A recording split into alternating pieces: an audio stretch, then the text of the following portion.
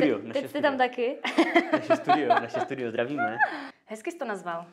Je to tak? Jak jsem se z alkoholika stal fotografem?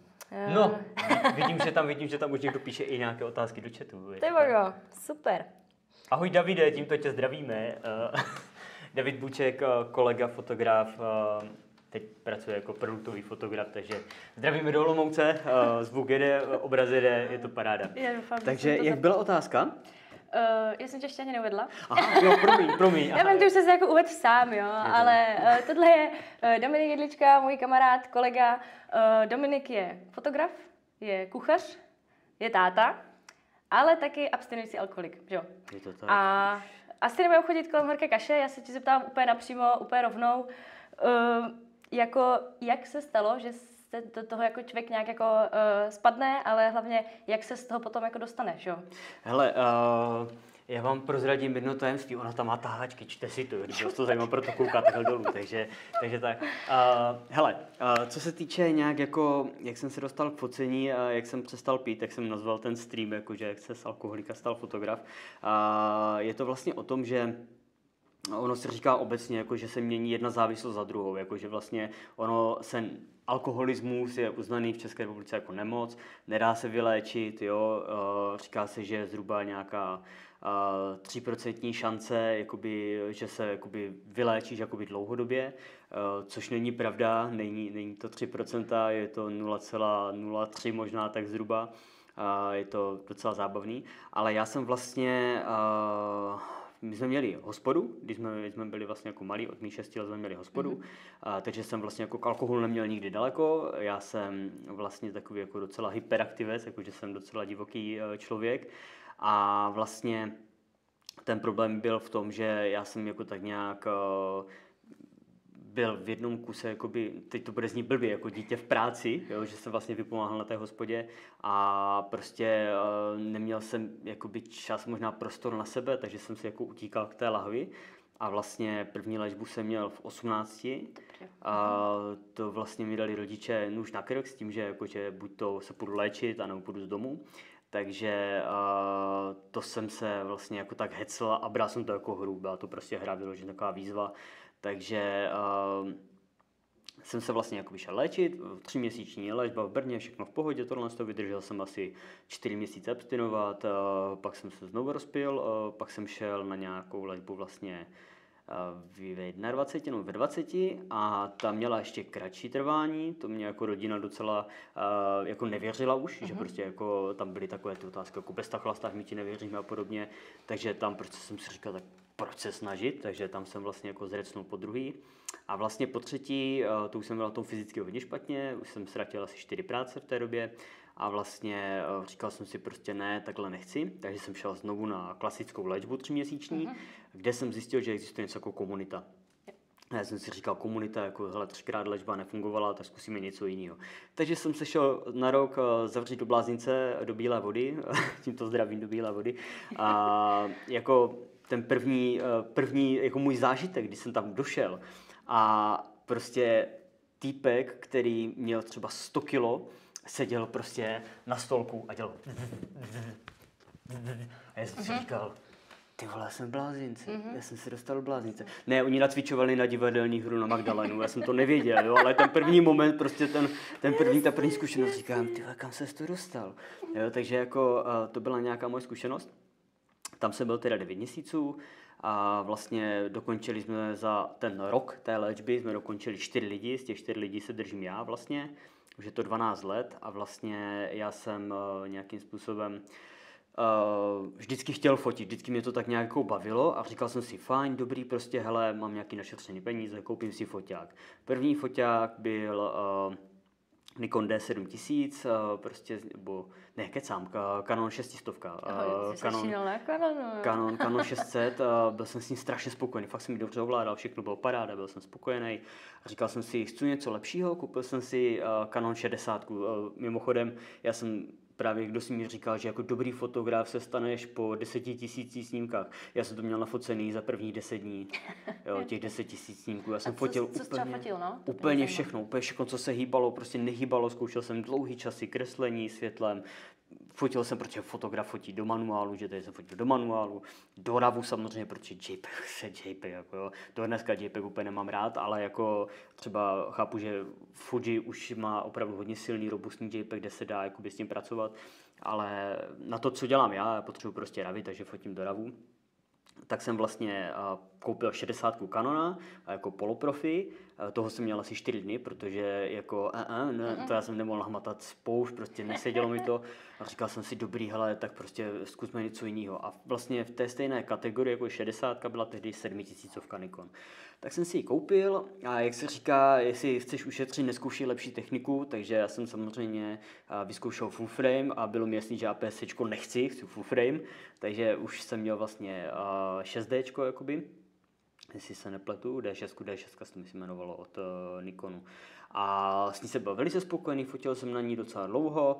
A pak Lukáš Navera prodával D3 vlastně Nikona, což jako je tady stařička D3, jo, jako pro porovnání. Nevím, jestli to přeostří, ale je to možný, přeostří. Já budu takhle obličem tu. A takhle vypadá, prosím pěkně, Sonka, jo, takže kdyby vás to zajímalo, jo, tak na tohle jsem fotil. Takže jsem vlastně fotil na Nikon dlouhý roky, fotil jsem asi, já nevím, jak dlouho jsem na něj fotil, 6 let, 7 let, něco takového, 6 let asi si myslím.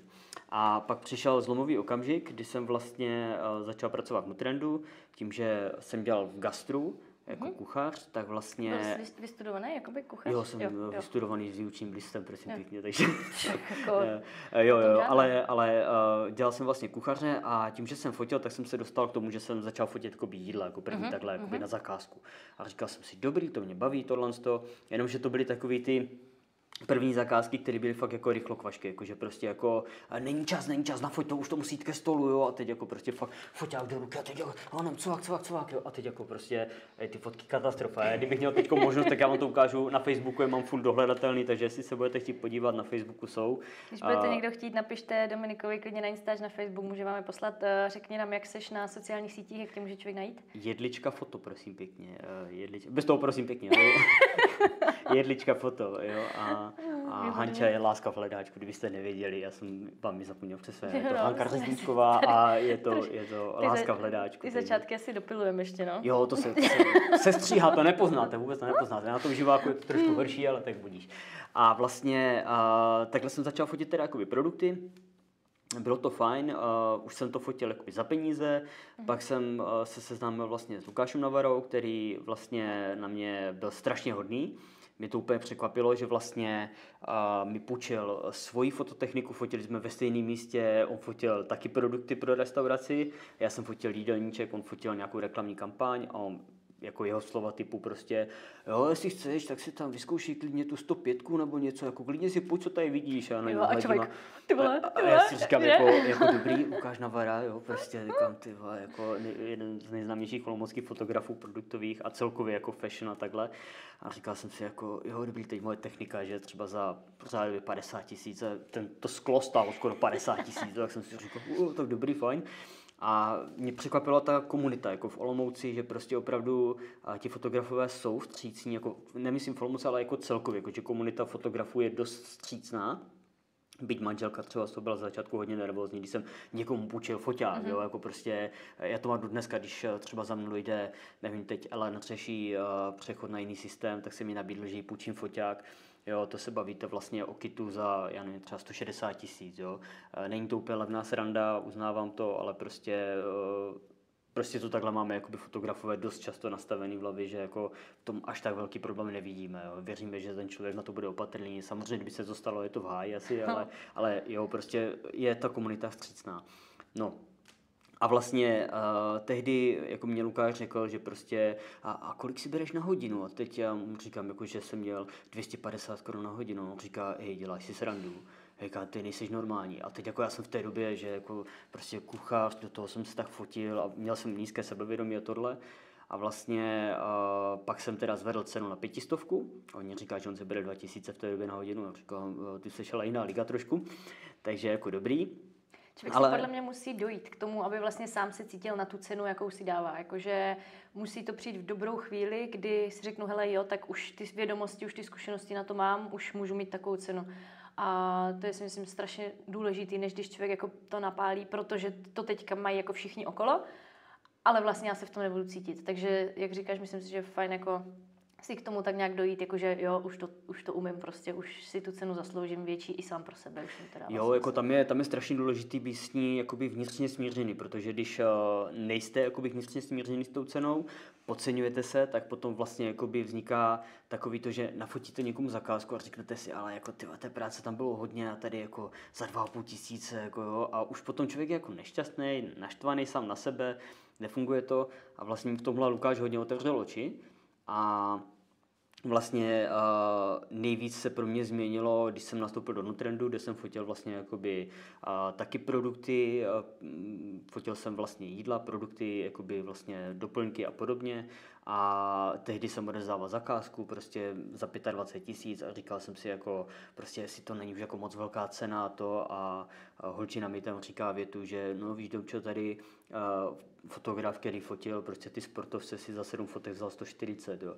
A já jsem si říkal, 25 tisíc není to špatná cena, jako, jo, prostě, jo, ale zase ten člověk byl úplně na jiné úrovni, jo, prostě to, co on dělal, to už bylo víceméně fakt jako prostě dokreslování svalů, plastika, všechno možný, prostě fakt jako vypiplaný, jo, na obrazky velkoformátovky, což je prostě skvělý.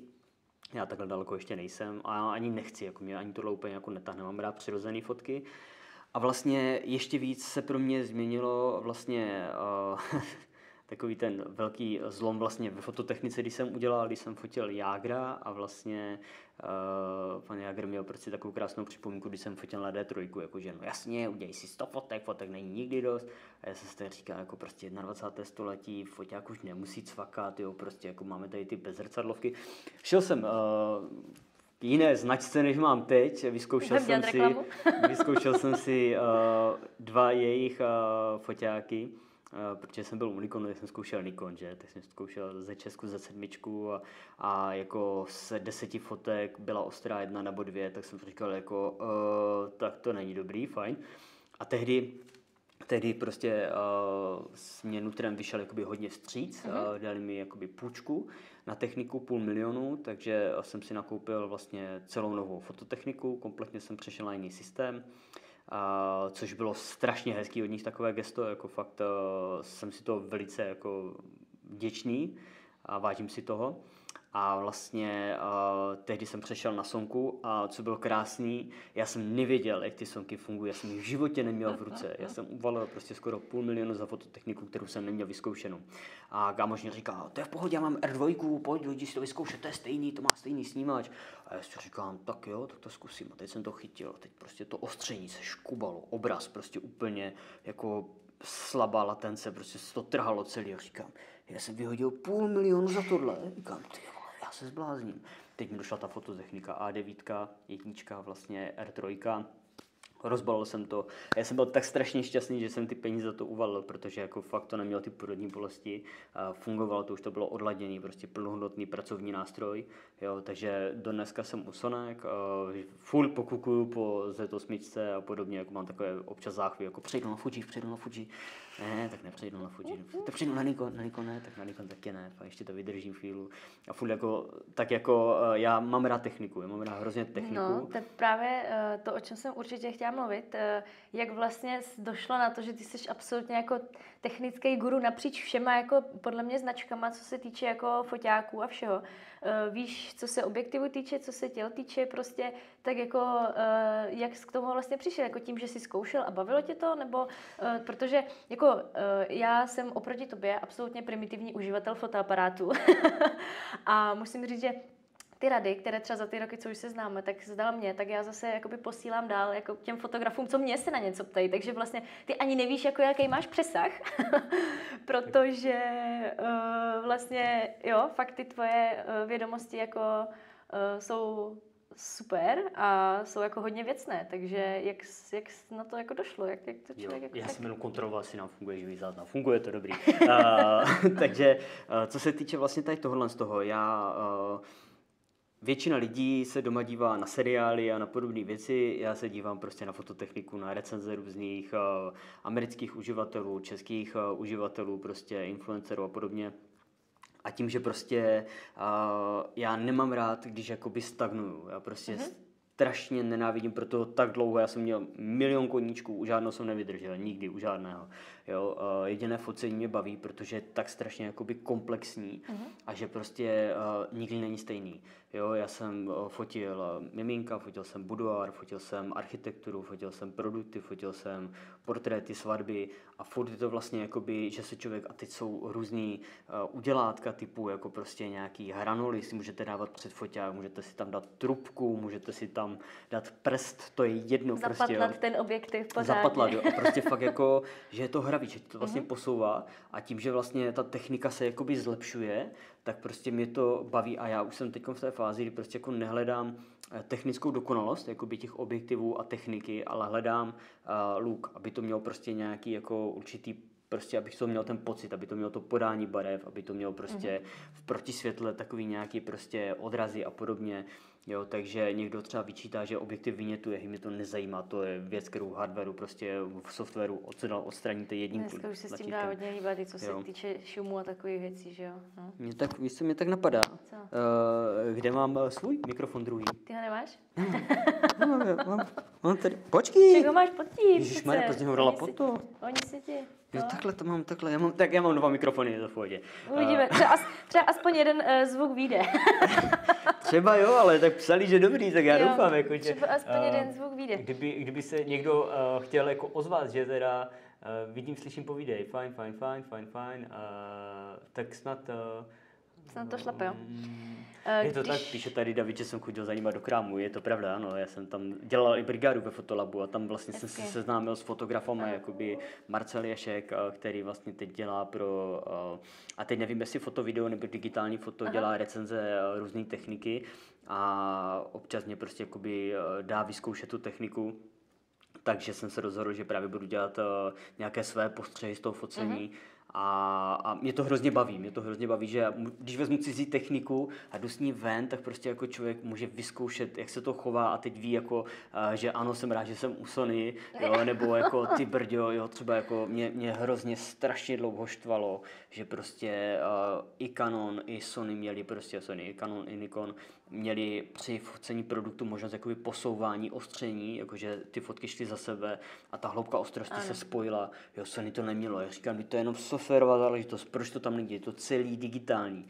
Do dneska mě štve expozice, prostě neumí to. Jako, proč to neumí? Je to zase jenom digitální věc, která se dá dohrát softwarem. Není tam, hrozí mi to štve, protože to je zase ten další krok, ta kreativní fotka. Víš, že jako máš něco nového, nová hračka a může se s ní hrát a může to být jakoby zajímavý, jakoby, že to... Je takový jak na tom začátku, kdy vlastně to poznáváš, jako, že to focení jako celkově a když si vyfotit, já nevím, ty kytičky nebo tu budovu a takhle, jakože prostě furt to poznáváš jakoby znova s těma jinýma foťákama. Nebo je to tak, no. Jako... A když jsi mluvil o tom, co všechno si fotil, co fotíš úplně nejradši? Nebo máš to takhle nějak jako... Nebo třeba řekni, co fotíš nejvíc a co fotíš tak nějak nejradši.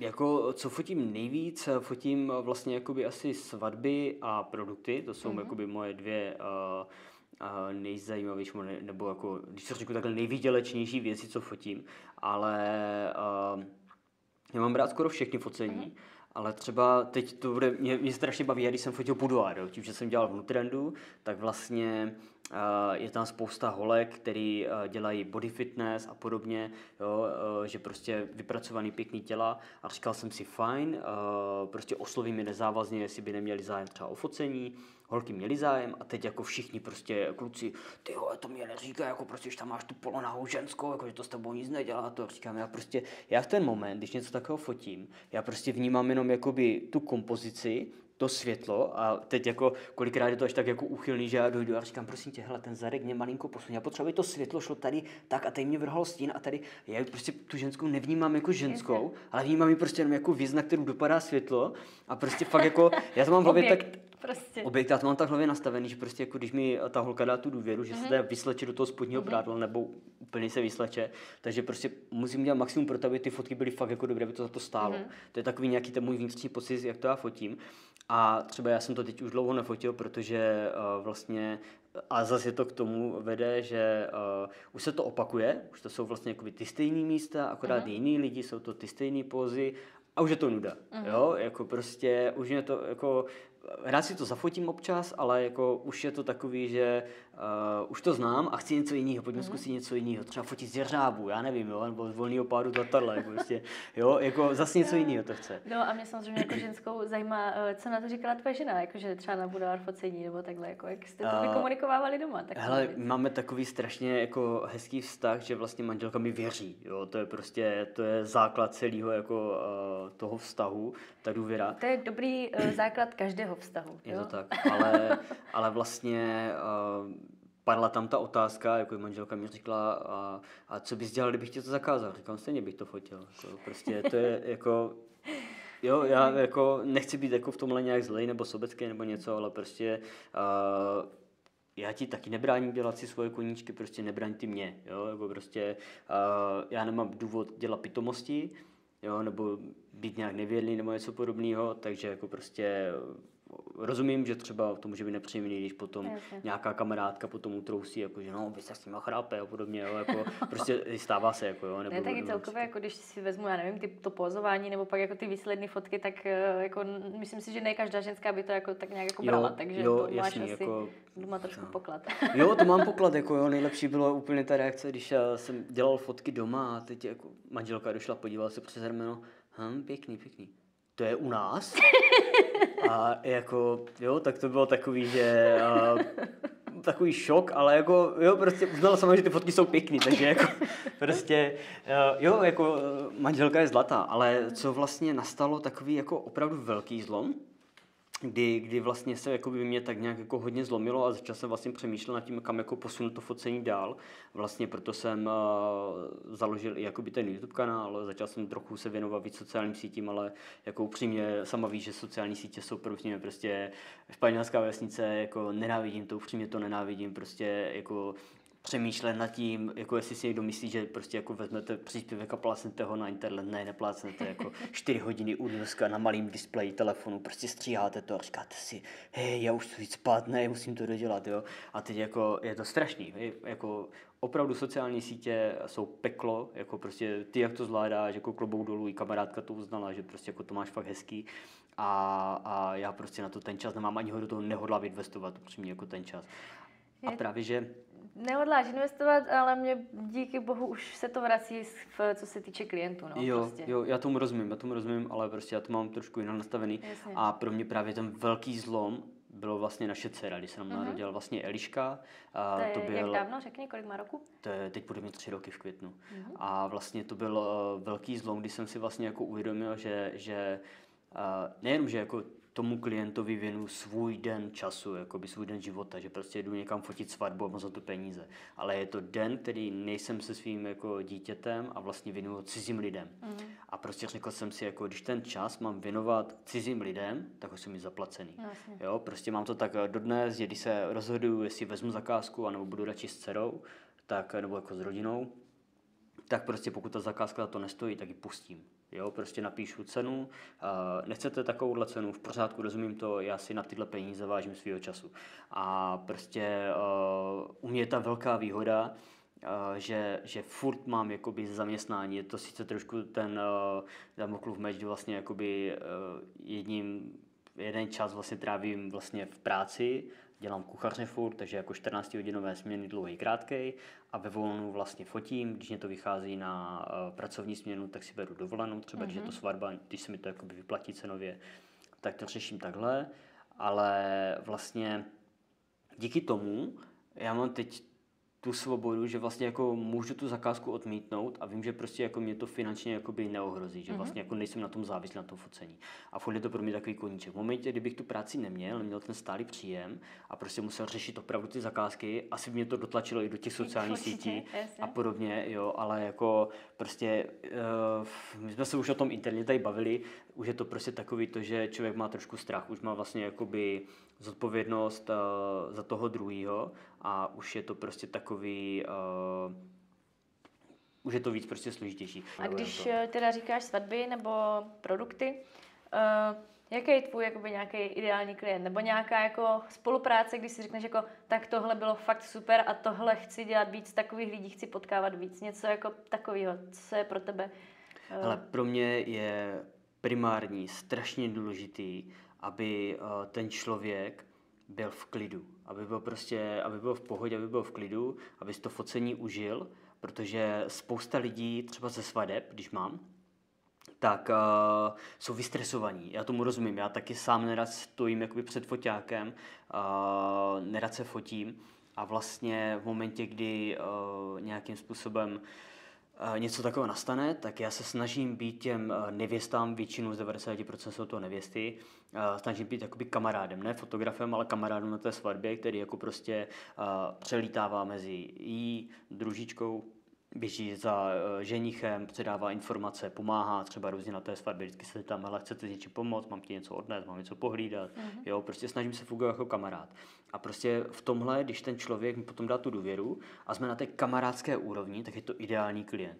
V momentě, kdy je to někdo odměřený, jako prostě do mě bere jako člověka, co mu dělá službu, tak prostě ten vztah jako tam není a je to potom takový celý napjatý a jde to jako cítit z těch fotek.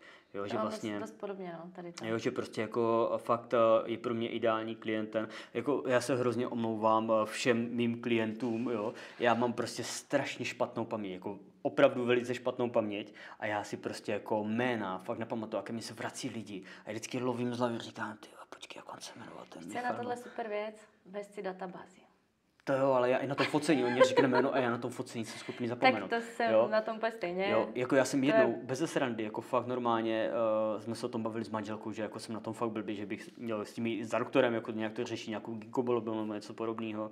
A vlastně on mě říká, no ty si nepamatuješ, jak se jmenuje, já si nemoc jak se jmenuje manželka, jako prostě já jsem měl fakt okno. A to normálně, jako blbý, no? A teď já jsem prostě jako, já jsem říkal, to není možný, a, jako, a takhle špatný to je, já to přikládám tomu chlastu, jako, že prostě to někde se muselo odrazit, Jasně. jo, jako prostě, že to tam v té hlavě takhle jako... Jako já to, když jsem teda nechlastala, mám to docela jako podobně, s tím, že dostala jsem na to takovou radu, že prostě fakt jako říct, jakože Martin, Tomáš, Andrea třeba, jo, takže Martin, Tomáš, Andrea, ano, a v co nejkratší chvíli ty jména říct co nejvíckrát. Takže Martine, posaď se sem, Tomáši, ty si stoupni sem a Andreo, ty udělej tohle. A řekneš to třeba během první minuty 10krát a pak je větší pravděpodobnost, že to v té palici udržíš. I tak se mi někdy stalo, že prostě jsem to tam neudržela, stává se to fakt, že jo. Ale tohle je takový jako třeba to můžeš někdy vyzkoušet, třeba ti to pomůže. Je to tak.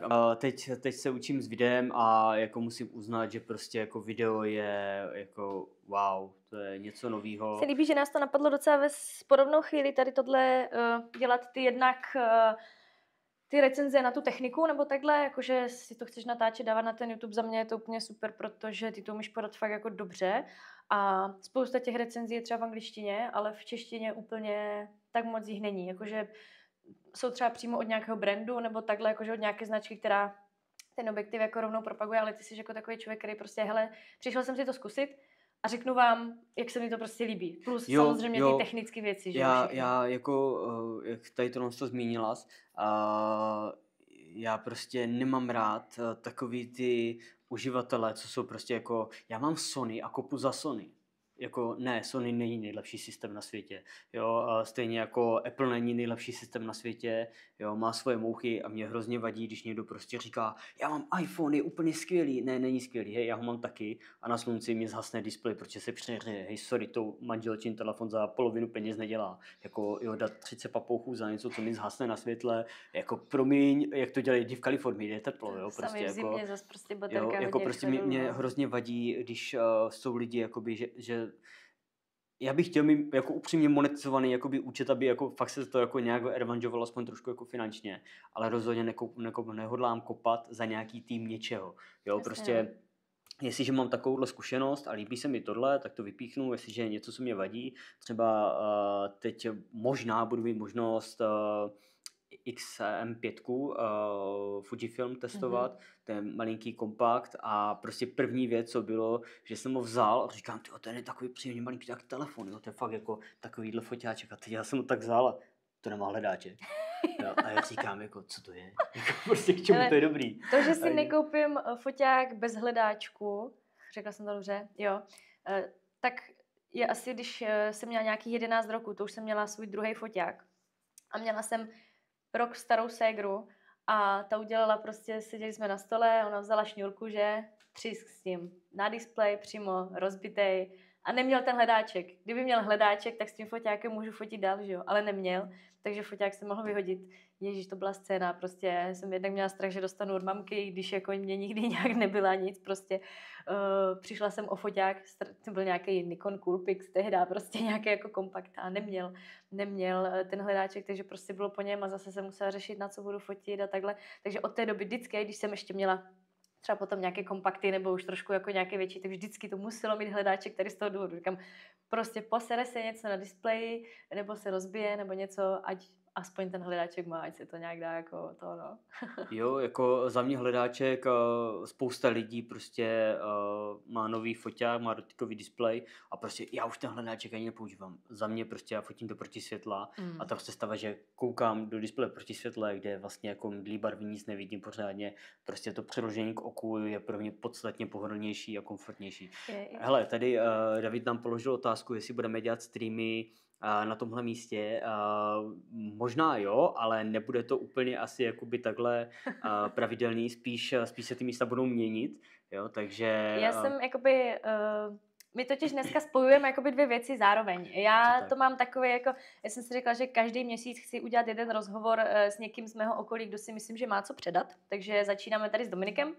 A moje vize je taková, že spíš jakoby to budu ze záznamu dávat na YouTube, kde to si potom bude moct každý najít a Dominik zase má vidinu spíš těch streamů a těch live vysílání, takže vlastně dneska tady kombinujeme obě tyto varianty.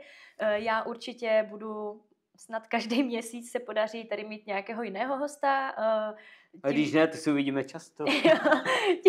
Když nebudou chtít přijít, tak tady prostě bude Dominik. No. Kecat, jako máme pořád o čem, takže se mnou a s jinými hosty tady se bude natáčet pravidelně. Dominik, jestli bude tak jako různě zase s nějakými svými hosty streamovat asi na různých místech, ale když budou dneska dobré ohlasy, tak určitě tady třeba dáme hnedka nějaký druhý díl i s Dominikem. Je to tak, Míša píše, že obraz a zvuk dobrý, takže super. To jsme rádi, paráda. Tak na live je to dobrý, uvidíme, co potom já do toho záznamu. No. Je to tak, máme 2 mikrofony, takže minimálně jeden to musí nahrát prostě, no, otázka, jak se to potom sestříhá. Pilotní díl tohle všechno. Tak je to tak, tento všechno odstartoval. Za všechno může YouTube, je to tak. Jo, prostě bohužel je takováhle doba dneska. Jako pro mě třeba, já jsem právě nad tím přemýšlel a pro mě ten velký motivátor vlastně toho YouTube livestreamu bylo to, že vlastně to video nemusím kolorovat, nemusím ho stříhat, je to přirozený, jsou tam všechny naše žblechty, přebrepty a podobně. A tam taky nechám. A jasný, pro spoustu lidí to je prostě jakoby dlouhý plácání, ale jako myslím, že si tam člověk najde to, co chce a hlavně je to takový jako za mě i jednodušší na ten postproces, než potom jakoby stříhat video a podobně. Jo, jako prostě má to tady tyhle své výhody. Když jsem se tě ptala na nějaké jakoby ideální klienty, je takové věci, na druhou stranu je nějaká nejhorší třeba spolupráce, nebo jaký typ jako fakt řekl jsi, jako, že když prostě ti lidi ti nedají tu důvěru a nejsou k tobě jakoby k tomu kamarádovi, takže se ti nefotí dobře, ale vyloženě máš nějakou jakoby zakázku, jakože, která dopadla fakt jako hodně blbě, nebo nemyslím teď i z tvého pohledu, ale třeba z té jakoby komunikace, nebo... Hele, mám 2 takovéhle jakože životní zkušenosti. Ta jedna mě přiměla k tomu, že už nedávám všechny neupravené fotky. Aha. Jo, prostě to byla svatba, která se, ne že nepovedla, povedla se, jo, ale prostě už od začátku tam bylo nějaké prostě pnutí, nedorozumění, něco podobného. A vlastně, jak já mám vlastně ve smlouvě, jakože jestli člověk souhlasí s uveřejněním fotek na internetu nebo nesouhlasí, oni dali, že nesouhlasí, prostě byla to jedna jediná svatba za ten rok, co to měla, jakože ne. No já jsem samozřejmě horlivě hned fotky na Instač, ráno mě volá nevěsta. No jako je to hezký, ale jako mi přejou kamarádky ke svatbám, které tam vůbec nebyly a já jsem ty fotky neviděl, oni už je viděli. Jo, takže jako stáhnu. Říkám, tak jsem se omluvil, prostě popel na hlavu. Mrzelo mě to v té době, říkal jsem si fajn. poučení, Stane prostě se. hlídat si to, takže nechcou, jasný, rozumím, prostě nedávám. A to stejně vlastně ty neupravené fotky nedávám, vybírám prostě fotografie, protože na základě něčeho si mě ten klient vybere, jo, a vlastně když se mu líbí moje fotky, tak vlastně se mu líbí ten můj pohled na věc, Ano. úhly a tak podobně, jo. Nemůže člověk čekat, že když je nějaká prostě nějaký styl focení, že vlastně jakoby dostane něco jiného, ne? Tak jak se propaguju na internetu, tak fotím prostě a tak to prostě jakoby asi nadále zůstává. Samozřejmě člověk se mění barevně, úpravou se posouvá, protože ta technika mu to dovoluje, jsou různý žánry, styly, úprav, podobně. Každý fotograf se vyvíjí Ano, pořád, přesně, mně když přijde. vidím svoje fotky 2 roky zpátky, tak si říkám, ty vole, jako tohle, jo. A prostě jo, jako je to tak. Co se týče nějaké druhé té špatné zkušenosti, ta teď jde k soudu. Je Ty brďo, až tak jo.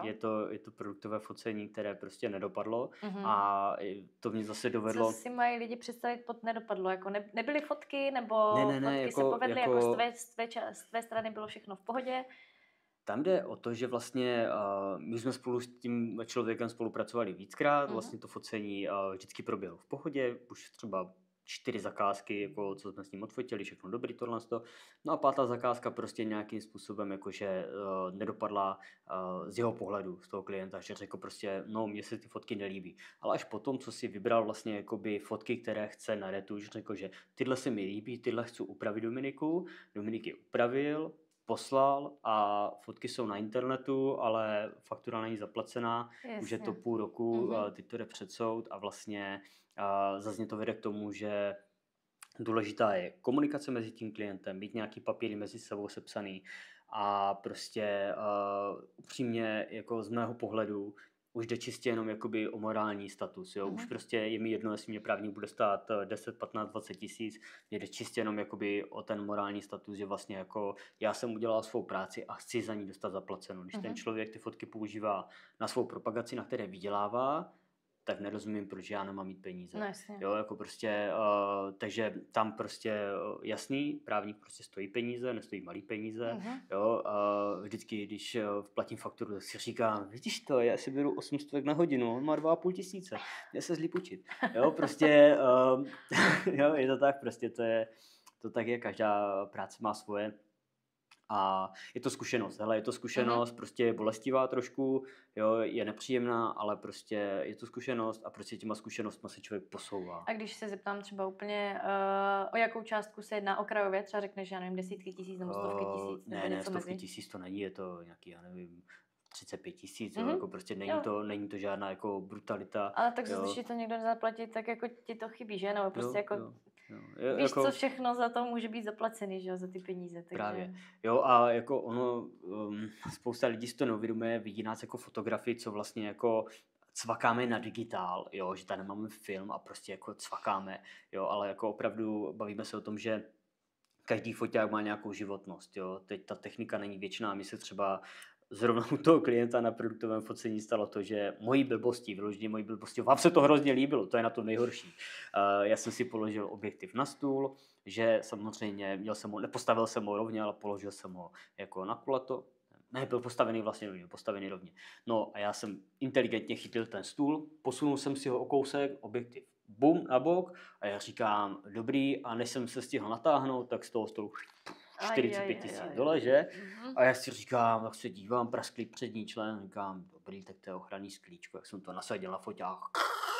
A říkám, aha, tak to není sklíčko, tak to je špatný, no. Mně se jednou na svatbě stalo, to jsem ještě nosila brašno přes rameno, a teď už nosím i bagl, i brašno přes rameno, protože toho mám tolik všeho, ale stalo se mi, že prostě mě ta brašna jako se nějak odeplá z toho ramena, už nevím, jak to bylo, a já jsem zrovna šla po schodech a z těch schodů prostě třeba 10 metrů pode mě a já, ty vole. A teďka jako foťák jsem měla na sobě, že jo, jako jeden objektiv, jeden foťák, ale druhý, prostě všechny další objektivy a všechno jako v tom říkám, no tak dobrý, ale naštěstí jako nic to je právě to, když jsem začínal fotit, tak prostě člověk jako škudlí, jo, prostě jako přemýšlí, jako tenhle ten stativ stojí jako 8 tisíc, tenhle ten stojí jako 3 tisíce a ono, když se nad tím člověk zamyslí, to mi řekl právě ten kamarád, on říkal, uvědom si jednu věc, jako ty si koupíš stativ za 3 tisíce a položíš na to foťák za 160, jo.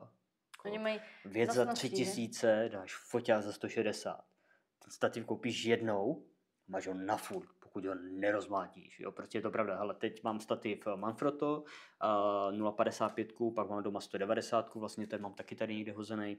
Vidím ho tam. A vlastně tu 190 s tou kulovou hlavou mám vlastně už 8. rok. Jo, a jasný, stál nějaké peníze, ale prostě je to nezmar, jo, tomu se nemá co stát a fakt jako nevyplatí se, jako, kdo si říkal, nejsem tak bohatý, abych mohl kupovat levné věci, jo, jako je to pravda, protože vlastně tohle se vám vrátí, jo, je to prostě jak ze vším. Musím říct, že stativ je vlastně jedna z věcí, co jsem si kupovala taky, ještě když jsem měla úplně ten základní jako foťák a všechno, protože jsme chtěli zkoušet oblohu, že jo, takový nějaký a taky tehdy to byly v poměru skrz ten foťák jako docela velká částka, ale prostě funguje pořád a je jako nic mu není, že jo? Takže to je taková věc, která prostě vydrží, no, ty stativy. Je, jako prostě jsou určitý věci, třeba jako, dejme tomu tělo, já se snažím měnit foťák každý 3 roky. Není to o tom, že vlastně by ten foťák nefungoval, ale ten foťák má nacvakaný, jakoby, dejme tomu 70 000 snímků, což je zajetý foťák, protože životnost dneska je 500 000, jakoby na těch novějších modelech. Jo, dřív to bývalo nějakých 200 000, pak se to posunulo na 350, teď je to 500 000 testovaný, takže vlastně ten foťák je jako zajetý, je furt dobrý, furt má nějakou prodejní hodnotu, furt se dá prodat za nějaký rozumný peníze. A ten přechod vlastně na ten nový foťák bude stát třeba ne 108 000 za nový, ale třeba jenom 50 000. Jo, jako vlastně prostě je to, v tomhle je to fajn. U objektivu je to trošku jiný, ty jako nemění tak často, ty měním spíš z toho důvodu, že vidějí něco nového a je to prostě jako obrazově zajímavý, že to má nějaký charakter, tak prostě ho zkusím. Já jsem ještě donedávna tvrdil, že Sony G-Mastery jsou prostě jako předražený zbytečně, že prostě jakoby nedávají to, co jakoby ta Sigma za poloviční peníze a ve finále jsem je zkusil a dnes je mám vlastně 35-24, šetřím na 50-1.2 a prostě dává mi to smysl, protože dělá to v protisvětle takový jako prasátka správný, který se mi jako líbí a prostě jak někdo hledá technickou dokonalost, tak já hledám právě ty nedostatky v těch objektivech a právě ty G-Mastery mi to nabízí a je to fajn. Já si myslím, že to i lidi víc a víc baví, kdy vlastně ty sociální sítě a takhle ten trh celý je docela jako přehlcený tou dokonalostí a takhle, takže každá fotka, která má trochu něco jinak, která není jako úplně takže prostě upoutá toho člověka na první dobrou a to je vlastně to, co my v těch fotkách podle mě jako chceme, že jo, aby jednak ta fotka něco připomněla, ale taky, aby upoutala prostě i člověka, který s tou fotkou nemá nic společného třeba, že jo. Jo, jako prostě být jiný, jako je důležitý být prostě jiný, dělat něco jinak, protože v momentě, kdy budeme mít všichni stejnou techniku, fotit všichni na stejný preset a budeme mít všichni stejný výstup, tak vlastně ano, jako fotograf se neuživíš. Ale tím, že vlastně jsme jiní, máme jiný přístup k lidem, někdo je víc prostě komunikativní, někdo je spíš naopak jako introvert, někdo je pintlý, že jako fakt všechno musí úplně přesně být správně. Já třeba v tomhle s někým třeba na svatbě portrétko fotíte hodinu, s někým půl a s někým 4. Třeba tak. Jo. Jako já třeba, když to takhle jako zmínila, dělám to, že já jdu na svatbu a já vlastně na té svatbě už jsem většinou třeba den předem, nebo nějak týden předem, aplikaci podívám se, v které hodinu bude jako kde sluníčko. Vím, že focení máme naplánované třeba na 4. a vím, že to sluníčko je tady, takže my půjdeme sem, sluníčko bude v zádech, tady mám krajinku. A já už v hlavě vidím ty obrázky, co budou vznikat. Už prostě jako vidím a vím, že prostě tady vezme do náručí, tady udělám nějaký detail rukou, tady prostě u toho stromu nějaký z dálky prostě na šíro, ať je tam ten strom nějaký minimalismus. A prostě už to vidím v hlavě a s tím já tam jdu a já potom na tom focení fakt těm lidem jako třeba jsme tam třeba 15 minut a mi to stačí, já s tím nemusím být hodinu pryč, protože za mě ten čas, co stráví na tom focení, tak pak ztratí na té svatbě. Jo, a třeba úplně nejoptimálnější, zažil jsem to párkrát a je to skvělý, jako všem to vřele doporučuju, když máte svatbu třeba dejme tomu kolem 3. hodiny nebo 2, to je jedno, tak udělat si dopolední focení, jde to udělat, v létě to jde udělat sice víc brzo ráno, ale třeba jakoby prosinec, říjen, listopad, prosinec, tady ty měsíce, kdy jakoby sluníčko už později, tak kolem 9. hodiny, 10. už jste dali vyspaní na snídani v klidu, jdete udělat focení, hodinovka, krásná procházka, nikam se nestresuje, lidi mají gulášek, nají se nějaké svačiny, dají si obídek nějaký takovýhle pak je obřad a vy jste vlastně celý den na té svatbě s těma lidma, nic vám neuteče, nestresujete se, jste v klidu. Za mě je to topka jako řešení. Je to fajn. Nevýhoda je, kdy vlastně třeba když, já nevím, je rosa nebo něco, můžou docela přijít k újmě jakoby šaty, co se týče nevěst. Jasně, to zase samozřejmě záleží, protože většinou je to jako, že na ten obřad to musí být jako nejvíc super, že jo? A pak je dano tak už nějaký bahínko nebo něco. Jo, já jsem zažil takhle svatbu, kdy jsem vlastně nevěstu vzal na polní cestu. A maminka z toho byla úplně špatná, jako to prostě viděla ty šaty a tady to ježišmarja boty a to. A teď ta nevěsta byla úplně v klidu, ona říká, neřeš to, prosím tě, no, tak jsou zašpiněný, no a co to obouchám, jo. A úplně v pohodě, ale ta maminka byla prostě ve stresu a právě jako, jo, je to tak vždycky ti rodiče jsou prostě, mají tu představu té dokonalé svatby a třeba nám na svatbě pršelo a bylo docela chladno, my jsme to měli v létě a prostě já jsem jako spousta nevěst jako je nešťastná, jako prší, co teď? Jo, manželce to byl šumá, no tak aspoň nebude horko. Jo, jako prostě... Já to vždycky říkám nevěstám třeba na předsvatebních schůzkách, jakože ať nastane jakákoliv situace, tak vaše reakce bude, jakoby, na to se bude vzpomínat, jakou vy jste měli reakci a od toho se bude odvíjet další chod té svatby. Pokud vy se zesypete z toho, jakože ty vole prší, no tak prostě všechno na píp, že jo? Zapomněla, že jdem to. Je to live. Tak, přesně. Prostě, jo, člověk se sesype, je to nevěsta nebo kdokoliv, tak jako ti lidi si budou připadat jako budou si připadat blbě, že se třeba připadají jako, že jim je dobře, protože jako jim řeknou, no tak jako prší, no tak jako co, nic se neděje. A když jako nevěsta řekne, jeda, no tak prší, prostě pohoda, jakože jedem dál, neřešíme, prostě se udělá varianta B, tak i ti lidi jsou prostě uvolněnější, jsou víc v pohodě, protože se necítí jako špatně za svoje vlastní pocity, protože jako je to strašná škoda, že jo. A počasí jako neporučíme nikdy a nikdo, takže... Já to vždycky těm nevěstám říkám, hele, kdyby začalo pršet, je to v klidu, no, v autě, 1,50 m velký průhledný deštník pro vás. Jo, ostatní až zmoknou, ti jsou mi jedno, jo, pro vás mám deštník, foťák to snese, já jsem jedlička, třeba vyrostu, jo, otázka, zatím se nedaří, ale spíš koření musí začínat zmenšovat. Teď jsme to řešili s manželkou, já jsem dělal 166 cm, teď máme jenom 163, takže je to ta gravitace funguje. 158 pořád, no. Já už se zmenšuju. No, to je hustý. A ještě bych se vrátila docela úplně k tomu prvnímu tématu, co jsme probírali ohledně toho pití. Myslíš si, že vlastně to bylo, jakože došel do takového stádia, protože jsi v tom vyrůstal? Jakože prostě viděl, že je to normální, nebo už jsi měl jako nějaké... Ne, to ne, jako u nás takhle, u nás...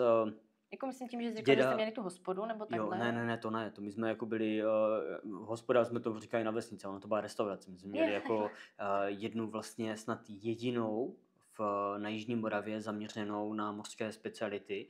Tehdy makro nebylo, jezdívalo se do Vídně, do metra, jo, prostě internet byl v plinkách, takže jako recepty prostě se starých kuchařek, jo. Pamatuju na prvního šneka, kterého jsem žvíkal, kam to takhle má chutnat, jo, nedovařenej samozřejmě, jo, prostě jako, takže člověk se prostě jako učil za pochodu.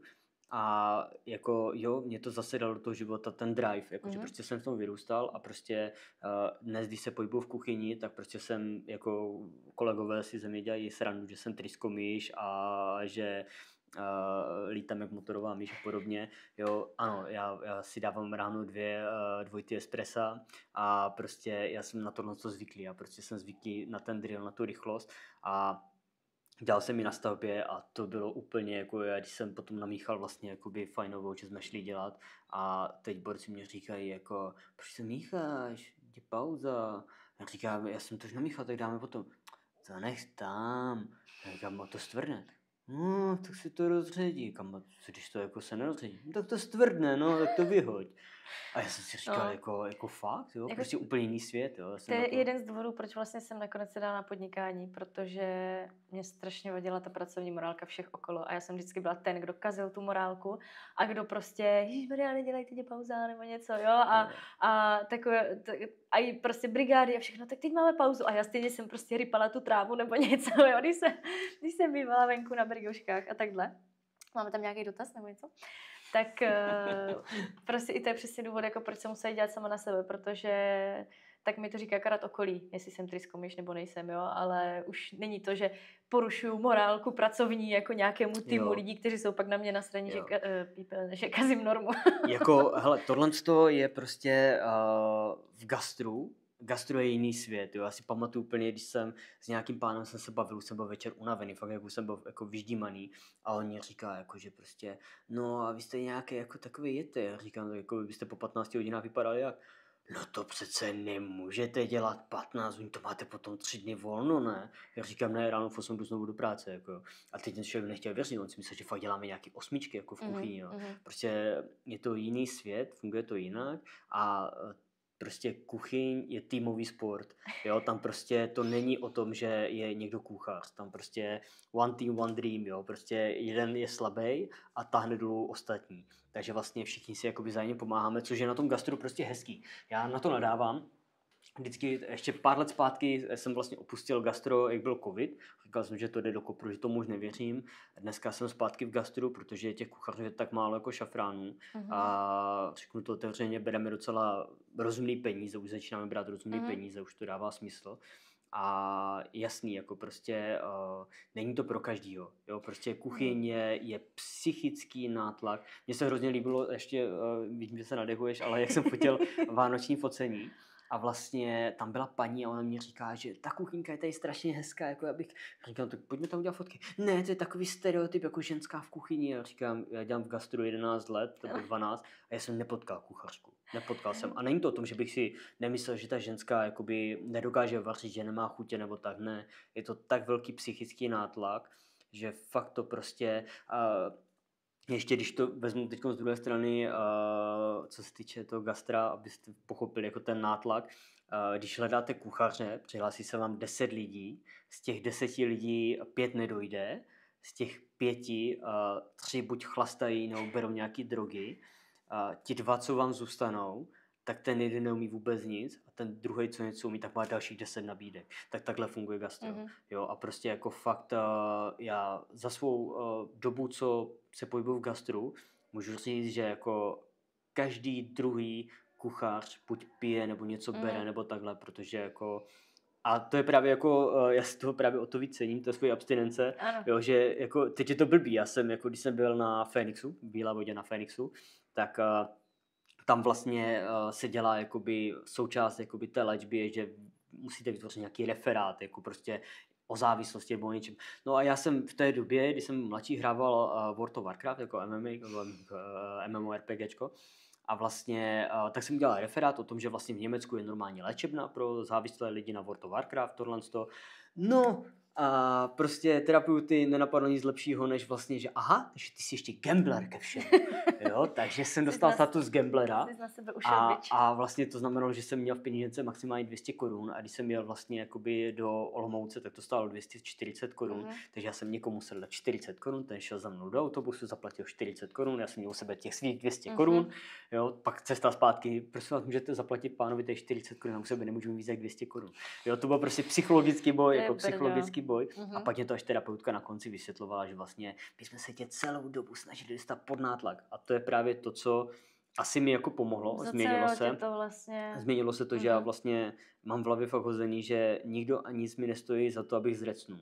Jo, jako občas přiznám se, že se mi v hlavě jakoby odehrává ta otázka, co se stane, až jakoby moji rodiče nebudou, nebo co by se stalo, kdyby se Elišce něco stalo, jo, tak prostě tam mám jakoby to velký otazník. To asi musí člověk stopnout jakoby rychle, ne? Takový jako myšlenky nebo něco. Ani ne, jako je to prostě součástí života, může se stát, jako může se stát, jo, ale prostě nevím, jako i ty chutě jakoby se vrací napříč, jakoby zažil jsem na těch komunitách. Třeba ještě, promiň, že ti skáču takhle řeči, třeba na těch svatbách, jako když vidíš, jak ti lidi lejou a tak jako... Ne, to jsem nic nedělal, to mě jako nějak nevadí, vlastně já ty lidi dělím, jakože ti, co to jakoby nechápou, tak ti mi za to nestojí, jo, prostě jakože, že a jak ty, že nepiješ, dobrý, tak s tebou se bavit nemusím, tak máme tady čisto lidí, jo, takže výhoda, jo, a vlastně setkal jsem se jenom s pár lidma, co byli vyloženě jako tak jako zlomyslní, že prostě jako, no já do tebe ten pánáka nějak dostanu. Jo, jako prostě tak to skončilo až tak, že jsem šel za šéfem a řekl jsem, že jako, kdyby se něco takového stalo, tak na něj podám trestní oznámení za vlastně jakoby ohrožení na životě, protože to tak je. No. Jo, jako zažil jsem člověka na léčbě, který se držel 20 let a měl byl divadelník, baletník, dejme tomu, a prostě měl velký úspěch se svým představením, prostě po 20 letech se nosil šampáň, on to popisoval jako a ty šla kolem mě s tím šampáním, ty já jsem ho vzal, cinkl jsem si, nalil jsem to do sebe a jako a kam a co teď, jo, a teď jako dobrý, jako nic jsem nepil, za měsíc skočil na áru, jo, takže jako vlastně ten sešup je strašně rychle potom, takže jako vlastně ta terapeutka vždycky říkala, my vám nezakazujeme pít, zakazujeme to první pivo to ne, a pak už je to jedno, pak už si píte, to už je, jo, jakože fakt to má takový drive, takže jo, no, je to tak prostě tak jako z toho života. To je hustý tohle, no. Takže jakoby nevadí ti prostě v okolí, když... Ne, já jako... Hlavně ať ti to někdo nenutí, nebo takhle jo, prostě. já jako nechodím do hospod, když jdeme s klukama někam sednout, dají si pivko, nevadí mi to, nic to se mnou nedělá, ale jsou momenty, kdy jako člověk je fakt jako unavený, vyšťavený, jo, a prostě jako úplně se mu vzpomene ta myšlenka na to, jak by si prostě vylil tu hlavu, jo, a pak jako si říká, tyjo, co děláš, jako jsi normální, Jasný, jo, no. a prostě najednou se vrátí zpátky do té reality, říkáš si, tyjo, to byl zase nějaký úlet. Ale třeba zažil jsem spoustu lidí, co... když je výroční setkání na komunitě, vždycky každý rok to bývá, jednou za čas jdeme s kamarádem, tak vlastně spousta lidí prostě, no já s tím nemám problém, mě to vůbec, jako já si vůbec nespomenu, že nějaký alkohol je, to ti gratuluju, jako jo, prostě já to nemám. Já tím, že dělám samozřejmě v gastru, dělám s tím alkoholem, pracuji s ním, vyvařuju ho, kluci ví, že prostě třeba dejme tomu, když se něco vaří a mě morálně třeba nevadí, když je kohout na víně. Ochutnám, nemám s tím problém. Ale jakmile prostě bych měl stát u toho a redukovat to víno, tak to prostě dělat nebudu. Jo, nebo prostě jsou nějaké věci, třeba zákusky, asi nevezmu od cizího člověka zákusek, protože pokud nevím, co v tom je, jo, nějaký třeba přelitý rumem, to je jenom rumová trest, nevadí. Jo, prostě jako nechci, děkuju. Jo, takže jako je to tak zvláštně jako rozkatulkovaný, že některé věci prostě mám striktně, jo, ale pak si dám z toho prostě třeba, já nevím, nějaký řez, jo, prostě punčový řez nebo něco takového, to mi nevadí, prostě. Nevím, ta hlava funguje divně, no. A tak hlavně, že to máš jako, že hlavně ti to, že to funguje nějak a že se v tom sám orientuješ. Jo.